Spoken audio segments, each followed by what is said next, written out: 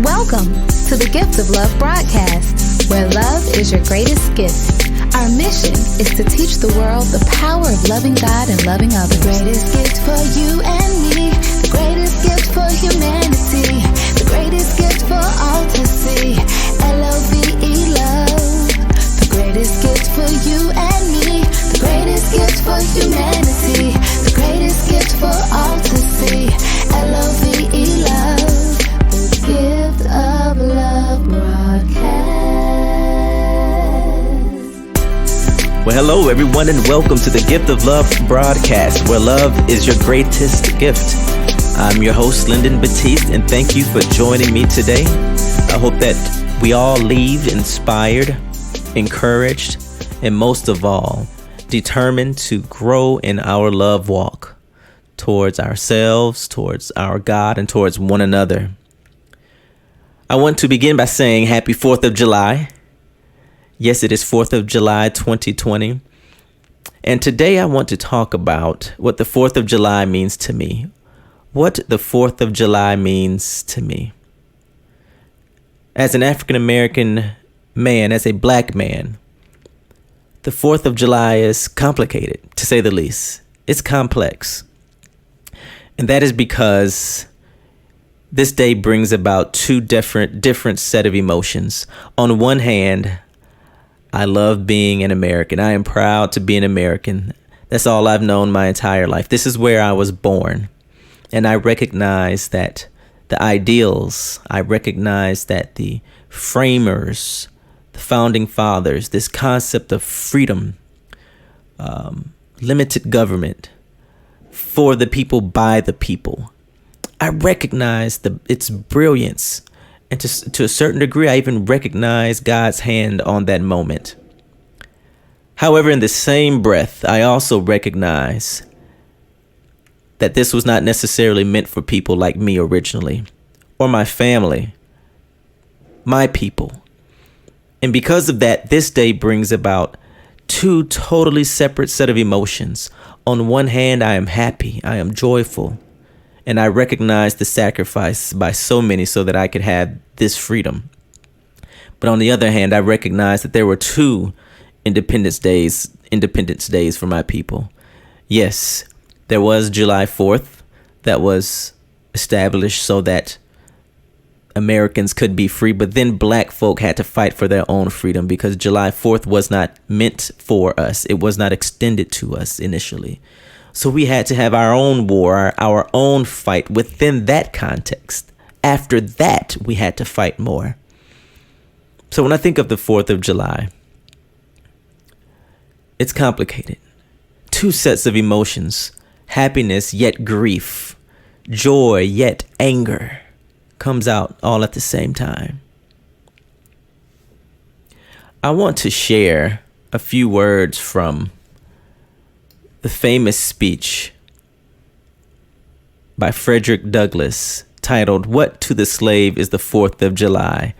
And I'm not sure if you've heard of it, if you're familiar with it, but I will share a link to this in this episode notes. And I'm just going to read an excerpt because it's a really long speech, but there's one particular portion of this speech that really stood out to me.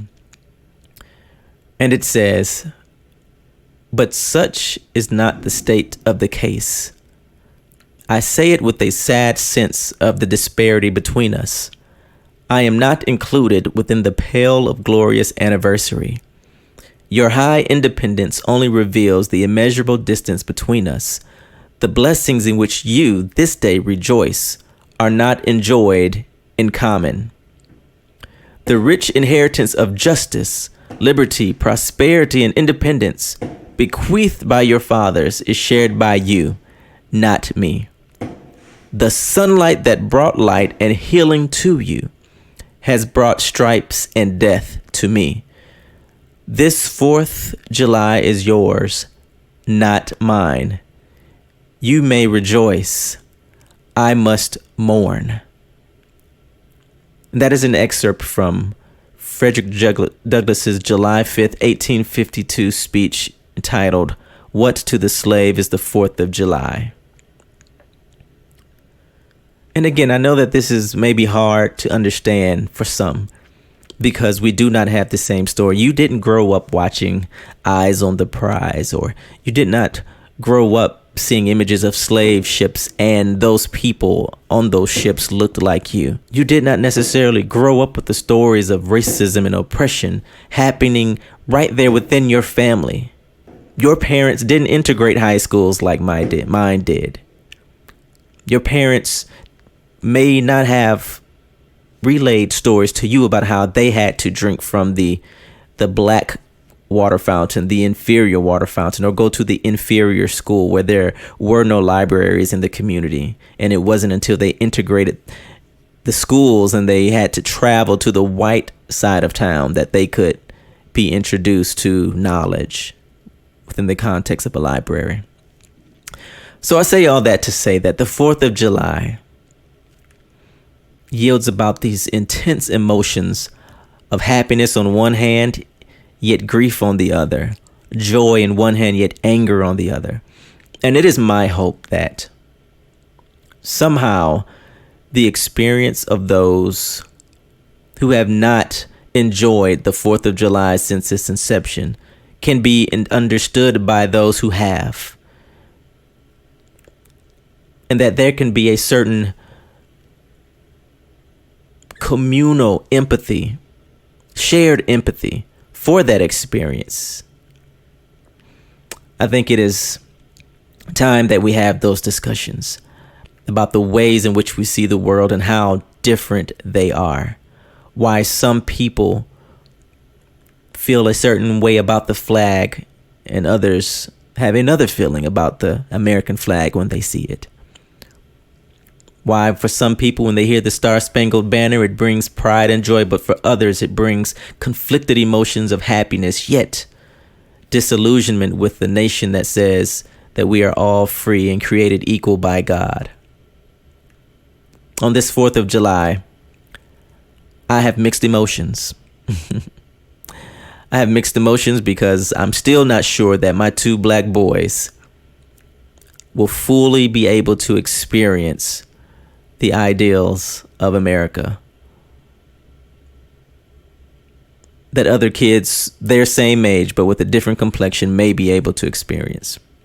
And for that, I will continue to speak for, fight for, and be a part of that progression. It has to happen because that is God's way. That is the way of love, which is that we are all equal in its truest sense. Systemic racism and oppression is abolished, is erased, and all things be recompensed. I want to close here with sharing Lift Every Voice and Sing, which by many is considered the Black national anthem on this day.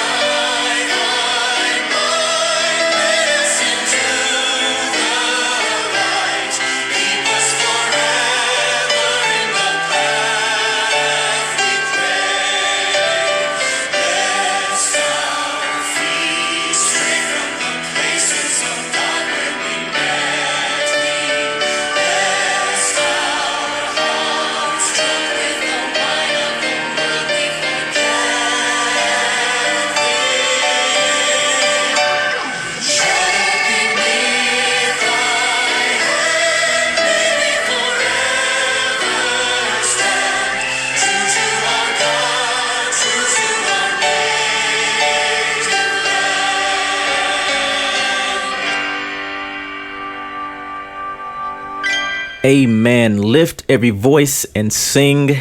And I can't help but be moved each and every time I hear that song, every time that I sing that song, because it evokes such emotions of pride and joy in being a Black American. And even though our story is full of pain and heartache and subjugation and oppression, to know that we overcame, to know that we fought, to know that we accomplished something, not just for Black Americans, but other marginalized communities who come in on the coattails of the struggle that was led by primarily Black Americans, fueled by our faith in God, fueled by our spirituality and our willingness to forgive, yet to still hold accountable and to push this nation to accomplish an experience and to make available its ideals to all people. We made America great. We will make America great. It is because of our experience. And that is why I support historically Black colleges and universities. My alma mater, Morehouse College. Shout out to my parents' alma mater, Southern University. Shout out to Spelman College and Howard University and Fisk and FAMU, Jackson State. And I mean, I can go down the list. Hampton, Grambling State. I mean, I can go again. North Carolina A&T. I can go down the list because these institutions made a way for our people when other doors were closed to our entire community. And it was those people who knocked down the doors that allowed us to be fully incorporated into mainstream society. Either way. My hope is that those who are outside of the Black American experience can understand where we're coming from, what we're talking about. I hear this all the time by those outside of the Black American experience. They can't understand this double consciousness. They can't understand why Colin Kaepernick might kneel. They can't understand why we might have a separate national anthem. It is because we have a separate experience. It's not the same, okay? It's not. And I think this distance between us that Frederick Douglass articulates in his speech is still true today. And the only way we can reduce that gap is by having conversations and talking and listening to one another and making change and making sure that America lives up to its ideals. I want to finally close my second close with, and as they sit here before me, I just feel led to say them again. I say it with a sad sense of the disparity between us. I am not included within the pale of glorious anniversary. Your high independence only reveals the immeasurable distance between us. Frederick Douglass.